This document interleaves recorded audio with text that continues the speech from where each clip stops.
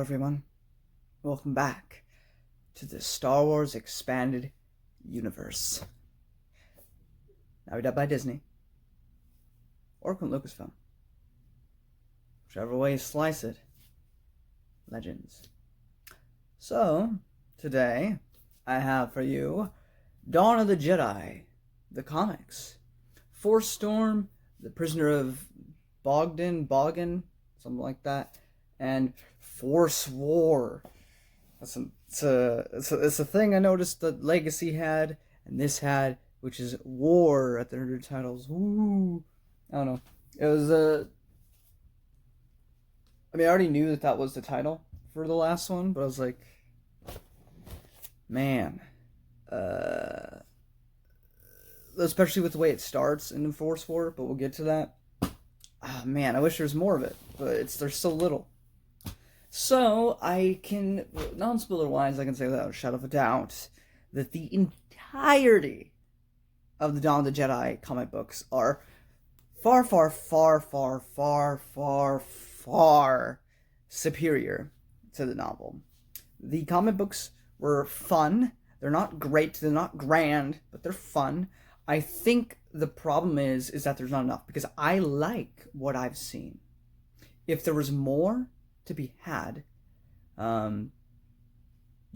maybe more like, at least like Legacy, where there's 50 issues, I could see this being a really great series. But it's just cut short too quickly. I think it's, good enough to be like, oh, this is enjoyable, but, it can't be like one of the greats because it just didn't have enough time to shine.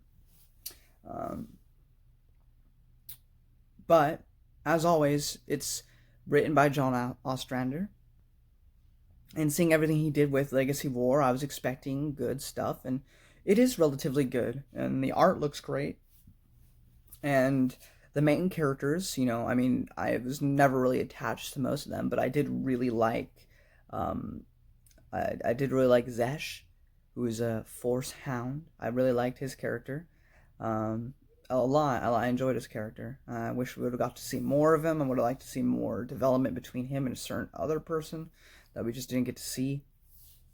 And I enjoyed seeing the Rakatans in their prime. I wish we would have got to see more of that, because we get to see like a little frivol left over of them, in KOTOR on a planet. And then we hear about how they used to have this stuff. We see the Starforge, but we don't get to witness, we get to see them at their height, but we don't get to see them really do anything. We don't get to see we don't really get to see their culture or anything like that. Like, you say what you will about the Vong, because I know there are a lot of people who don't like the Vong for some reason. I can't agree with you on that, but and I guess that's a novel, so it's not fair either, but at least we got to understand. Okay, fine. Then I guess the better comparison would be the One Sith, because, even with that, we still got a better understanding of how the One Sith works in comparison to older Sith and everything, and it was a way of, just, I don't know, I just feel like there could have been a lot more done with Rakatan to make them a really interesting, interesting race that was seemingly wiped out. At least by the prequel era, they seem to be gone, unless they're still living on that one planet that we just never visit again. But, they used to be the height of the galaxy, and now they're just gone. So I would have liked to see more of that. As for the other character, Trill, or whatever, the other Force Hound, she's fine. It was interesting to see that one Sith Jedi, the race, not the... What's interesting about him is I thought he was going to fall to the dark side, but that didn't happen. So that was cool. Or not cool. It was just interesting that my expectations did not come to fruition. Maybe if it had continued, maybe he still would have, but as far as we have with this series, he did not. A lot of the Jedi Masters, I don't know. None of them really stood out to me. None of them really like, oh, that guy's really, really cool, right? Like I know, with the Legacy comics, there's this character that I would have been swooning over had I done this in chronological order, but I'd never seen it before, so I don't really care. But he's in the prequel comics, so people might have been going like, "Oh my God, it's that guy," right? But we don't really have that with this series because it's so early in the past, and you don't have enough time to develop any of these characters except for a couple. So there's no time to really like have any of the Jedi really shine, right? Or the Jedi, sorry. But I don't know what else to really say. With Force Storm, we have a ship crash land on the planet Tython, which is a planet where the Thal-Yor, which I spoke about a little bit in my last video on the Dawn of the Jedi novel. But in Force Storm, we have a ship fall down. We have a character named Zesh pop out. There's a big fight that goes on. And by the end of it, Zesh saves this this woman named Shaikota.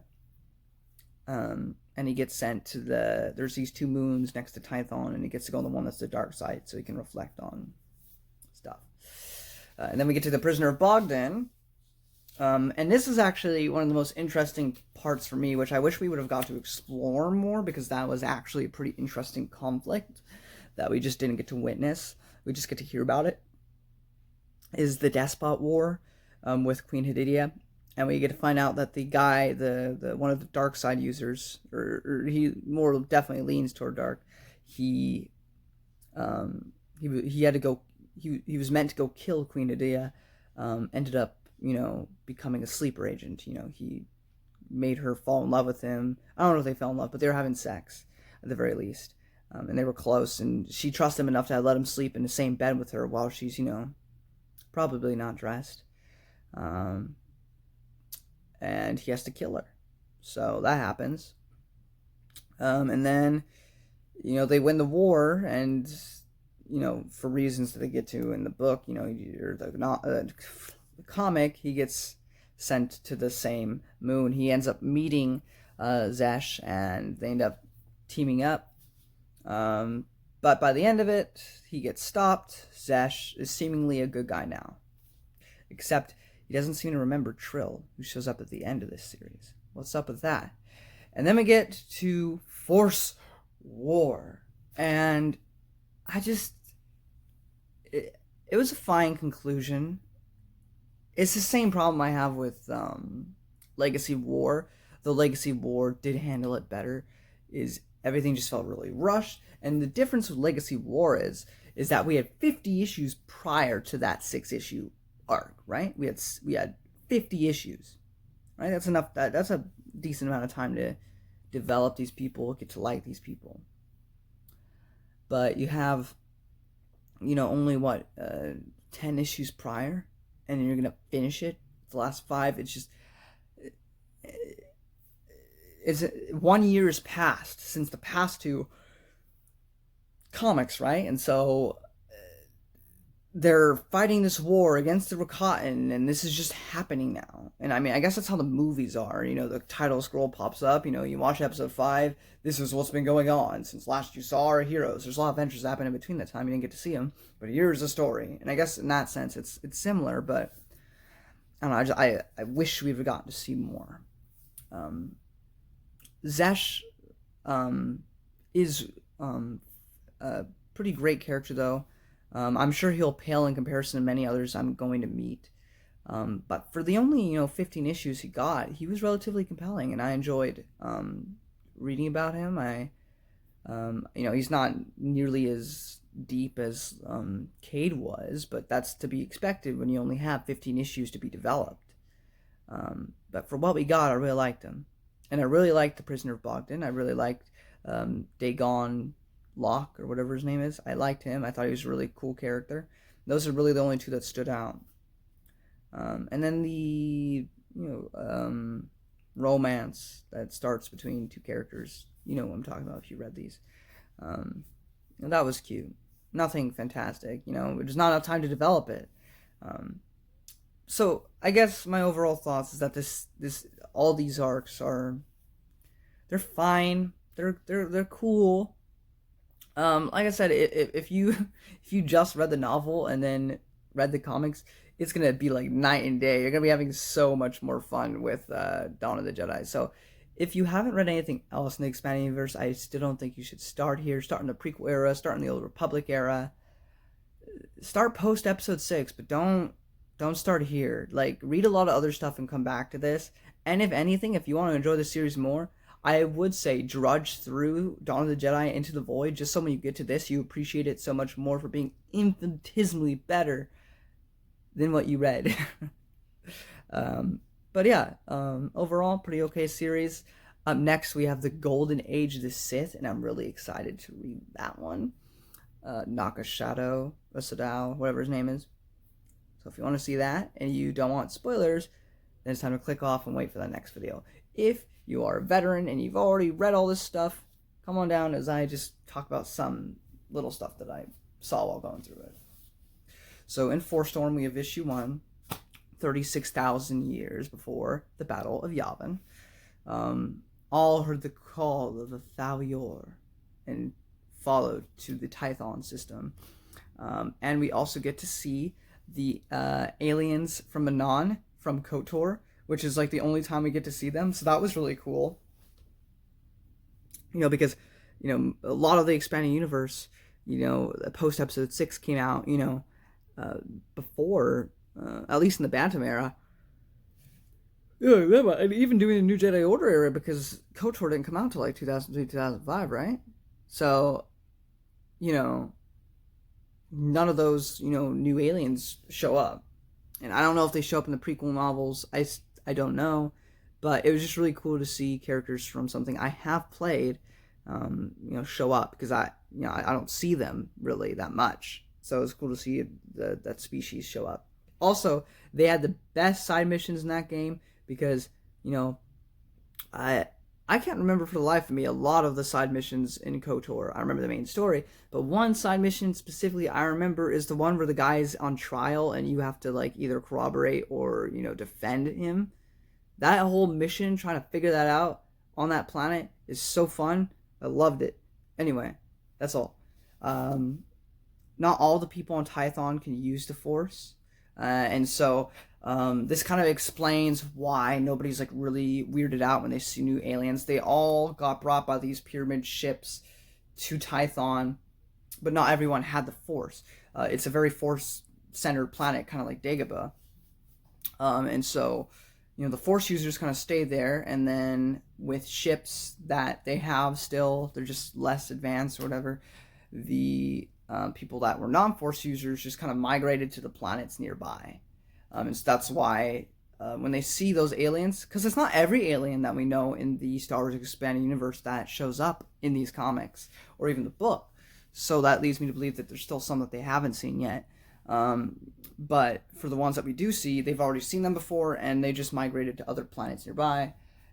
Why they never freak out when they see another species. The Despot War again gets mentioned. I've already, talked about that in like Dawn of Jedi Into the Void and stuff.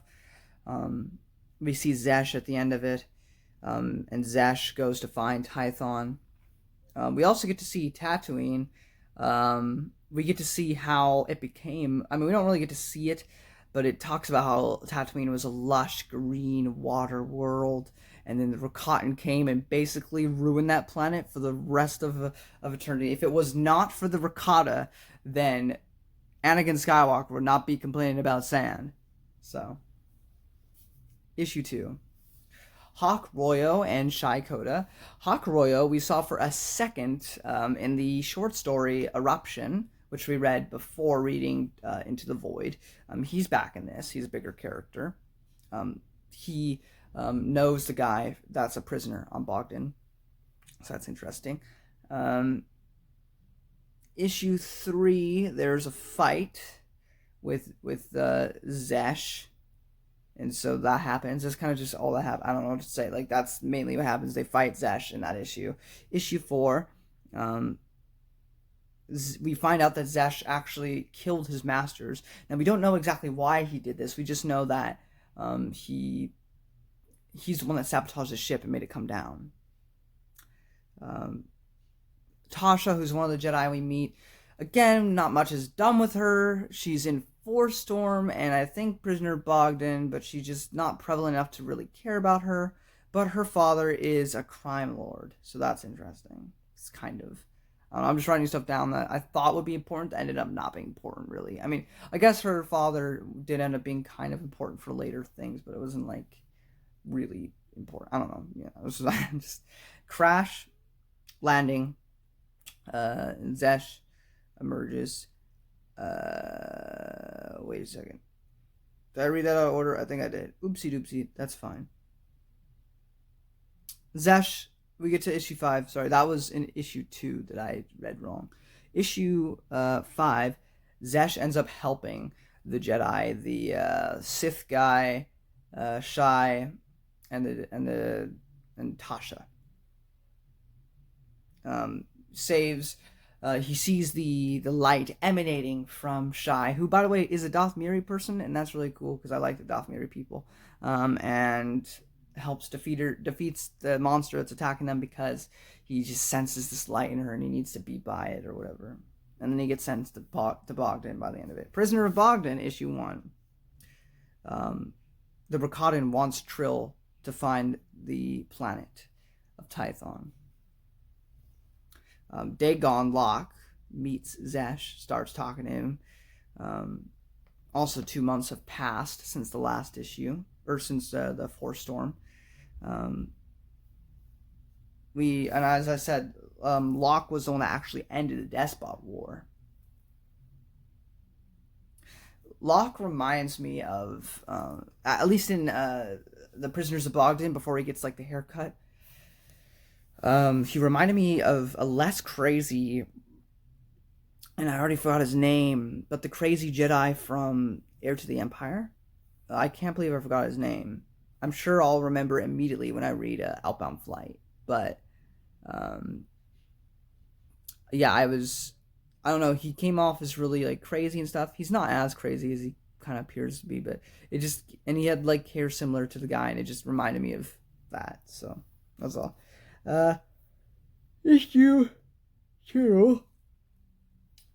Trill saves the Sith guy and pretends to be just like a normal person, normal bounty hunter or something, needs to be helped. So that happens.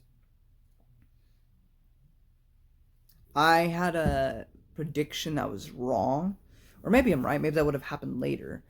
I wrote down, because this is after Locke has gotten his shaved face and everything, and has Zesh playing along with him, and I was like, Locke will become his own Dark Army, because he had a vision of the Dark Army that he has to stop, and I was like, he's going to become that. But nothing really happened with that, though I guess it could still happen in the future, but it doesn't matter, because as of right now, Legends is discontinued.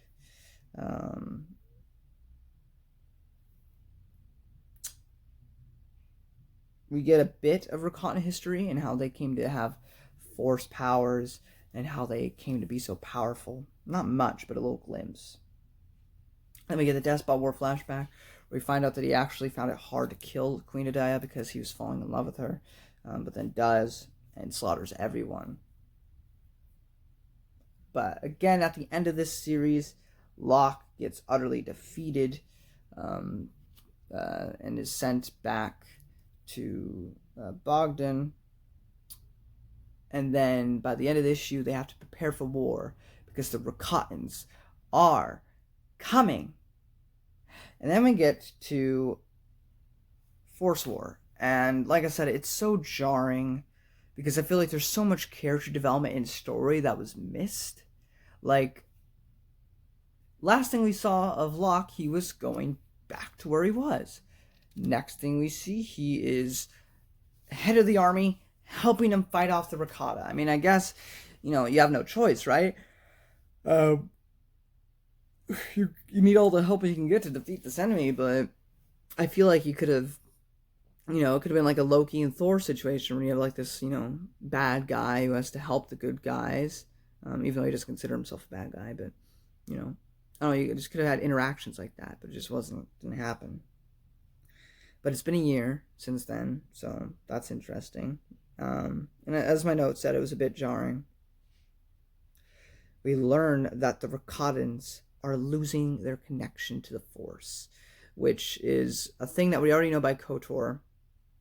KOTOR we get a bit of elaboration, but it's still a huge mystery in the Star Wars Expanded Universe that we still just have no answer for. In KOTOR, when we meet the Rakatan, the remnants of them, we learn that they some mysterious disease just kind of hit them or something, because they just started losing their ability to use the Force. And that became ever and more prevalent as time went on. So that's the thing. Issue 2, we basically just learn that Zesh's real name is Tau, T-A-U. I'm just going to say Tau because it's easier to say. But we find out that's his real name. And a romantic moment happens between Shai and him. Issue 3, we learn that Zesh, as he didn't mean to be, but was the unwilling agent. He had a mind wipe, essentially, from the Rakatans to make him forget he remembered who he was, but like forget why he was going there. It was the Rakatan like overlord guy that ordered that Zesh put everyone down on the ship. And with the revelation that not only was he told to do these evil things, but he actually reveled in it, he succumbs and just gives in to being a slave. And then by the end of the issue, the Force Seers are blinded by the Saknos' power. Through the dark side powers through the Force, they go blind. And then we get to issue 4. We learn about the Infinity Gate, which is a thing that can make you teleport to any part of the world that you whim. And so that's something that the Rakatans want and something that Jedi have to stop. By the end, the end is just one big grand finale. Where they're fighting off these flesh... What are they called? Flesh something? These Rakatan-looking things, but like bulkier. You know, all the Jedi are fighting those guys. One of the Seers talks to a holocron, and then the Thal-Yor is activated and shoots a bunch of the Rakatan ships. Saknos, the Rakatan overlord, attacks Shai. She's injured, and Zesh goes into a rage to stop him because he just hurt her. And he succeeds, wins the day, and everything is seemingly at peace, except that some of these Force users are going to continue to use these Force sabers, which are only able to be accessed by the dark side.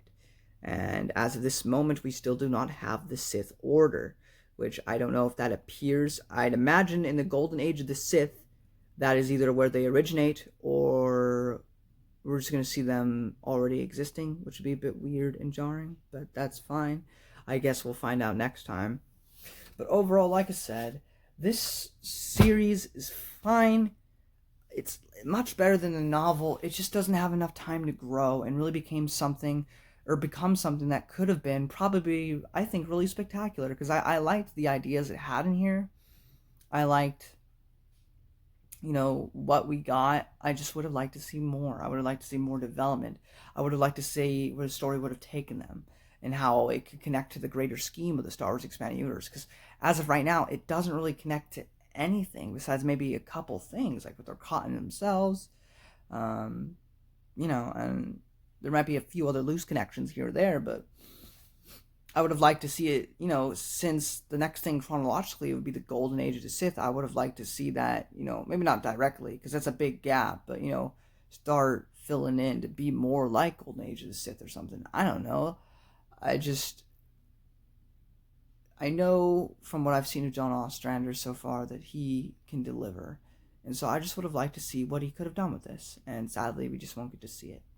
That's about it. Up next, we have a series that does not get stopped. I mean, they're not all connected. They're all connected, but they're not all, one contiguous story like Legacy. But we have the Golden Age of Sith, the Fall of the Sith, Tales of the Jedi, Freed and Nad, the Sith Wars, Redemption. I might be missing one. But all those, which are kind of like, combined together, sort of. And I'm really excited to read all of those. And then we have the Knights of the Old Republic comics. So we're going to be in comics for quite a while before we finally get to a novel. But I hope you all will join me for that journey. I'm so excited that there's still so much of the expanding universe yet to explore. I hope you will join me on that continuing adventure. And as always, may the Force be with you. Until next time.